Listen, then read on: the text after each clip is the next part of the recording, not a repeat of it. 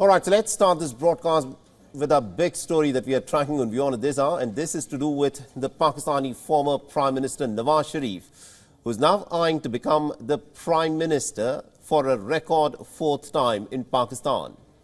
In a conversation with his party's ticket aspirants, he said that it is Pakistan's own fault for the miseries that they are presently in, and it was neither the fault of India nor that of the United States, who are said to be behind Islamabad's hardship. Listen in to what Nawaz Sharif had to say. We have made things worse for ourselves. We have brought Pakistan to this situation. No one else is responsible for it. Nor India, nor US, Afghanistan. No one has done this against us. We have shot ourselves in the foot. Now, the 73-year-old who was in exile in London after resigning as Prime Minister due to corruption charges hinted at the army establishment for the country's economic plight. Now, the Pakistan Muslim League Nawaz Supremo has also lashed out at the former ISI Chief General Faiz Hamid for his role in ousting him from power back in 2017. Now, Sharif's statement comes as Pakistan has been facing a crippling economic crisis for many months, which has brought untold pressures on the poor population due to the skyrocketing inflation, the rising energy prices, and also the shortage of fuel.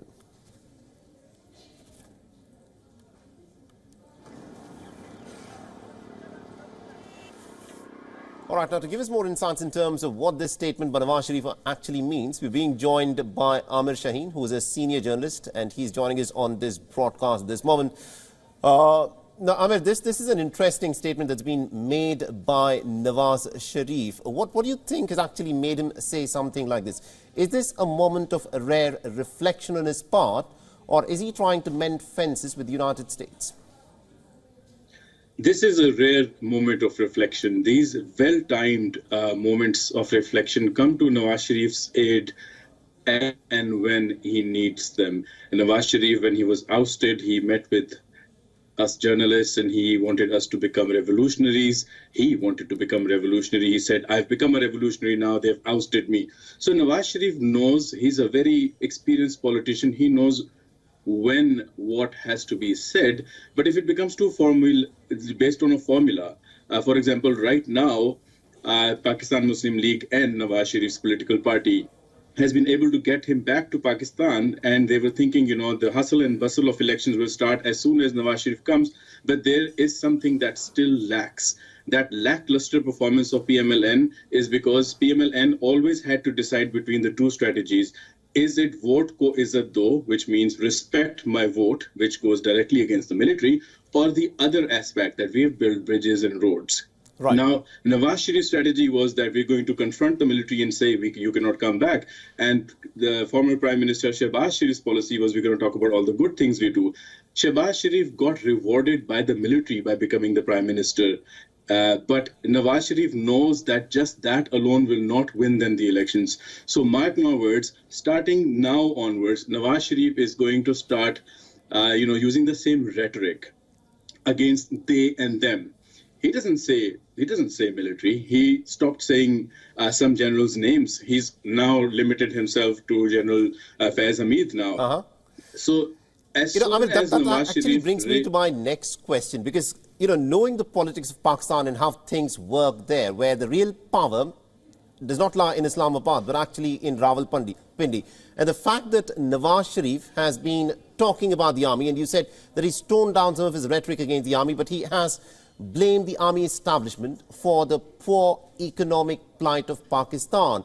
It may resonate a bit with the Pakistani people, but how does it sit with the Pakistani army? He's resonated 3 times before and he became the Prime Minister. What he doesn't say is he says they and them. He doesn't say the military establishment. He doesn't say the names in a way that we will go after these people. We'll go to the judiciary and we'll file cases against people who have openly, what about General Bajwa? Where did he go? Who have openly admitted that they helped Imran Khan. Before that, they helped Nawaz Sharif. Before that, they helped Zardari continue his government. So the real hope that a pro-democracy voter of Nawaz Sharif, because there are many now, because he's been fighting against the military when he's not the Prime Minister, the declaration that they would go after those who usurped the democracy would be the first step for anybody to believe. You talk to people who support PMLN, you talk to people who support People's Party, PTI, you ask them for their honest opinion. They know Nawaz Sharif is playing a bluff game where he is trying to stoke up the sentiments, because this is a very unique opportunity in Pakistan where the struggle for democracy can actually happen, because all three major political parties are not in a position in terms of their vote bank to be an establishment party. PMLQ and MQM are not going to be able to form government unless the once in a lifetime kind of rigging happens. So right now is the time when the political parties could have stopped oppressing media like Imran Khan was, and go for the democratic norms and send the military back to the barracks. But unfortunately, in this musical chairs of opportunism, right, Nawaz Sharif is going to totally sell that narrative that, oh, the generals are bad, democracy is good. But he's also going to sell the fact that we're going to do it the way Shehbaz Sharif does. Right. Build the bridges, give you the contracts, and try to make it work with you. It never works with the military, because military would never let you work. Because, I mean, what is the Chief of Army Staff doing right now? He's doing diplomatic meetings and business meetings in the US. Like, how is he going to let you run the country? You need to decide before you get elected how you're going to get elected. Otherwise, you'll keep becoming Imran Khan and you'll keep becoming Nawaz Sharif. These are what we call Gidar Bhabkiya. There's just like shouts. He's just shouting out these slogans. They don't mean anything. If you give Imran Khan the government today, if you give Nawaz Sharif the government today, they will become the same thing, a puppet for the military. All right, now let me ask you this question, because this is something I'm sure a lot of political strategists within Pakistan would also be thinking about. Now, Nawaz Sharif says that it is not the United States and not India that is to be blamed for the poor plight of the Pakistanis.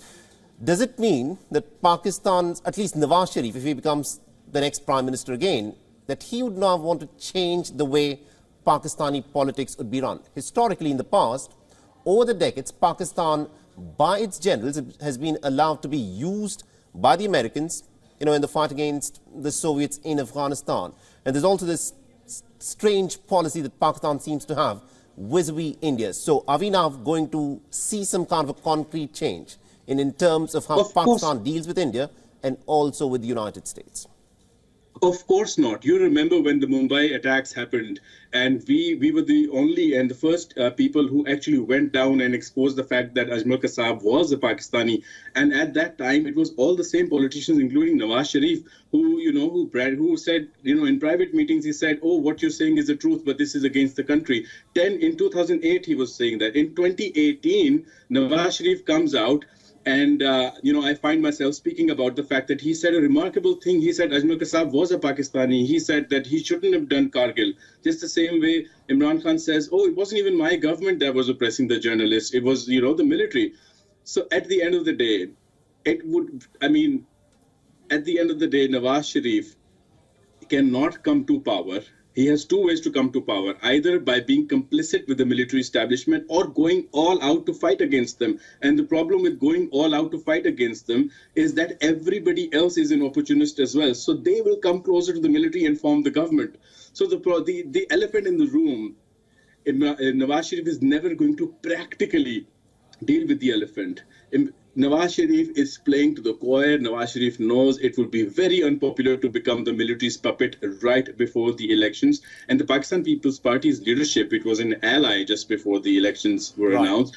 Pakistan People's Party is criticizing Nawaz Sharif and saying now he's temporarily trying to become a Bhutto till he wins and comes back. And then he's going to be Zia's son again, Zia being General Zia, who had a liking for Nawaz Sharif. I think you've summed it up really well there. Thank you very much indeed, Ahmad Shaheen, for joining us and getting us that perspective there. Thank you for having me. WION is now available in your country. Download the app now and get all the news on the move.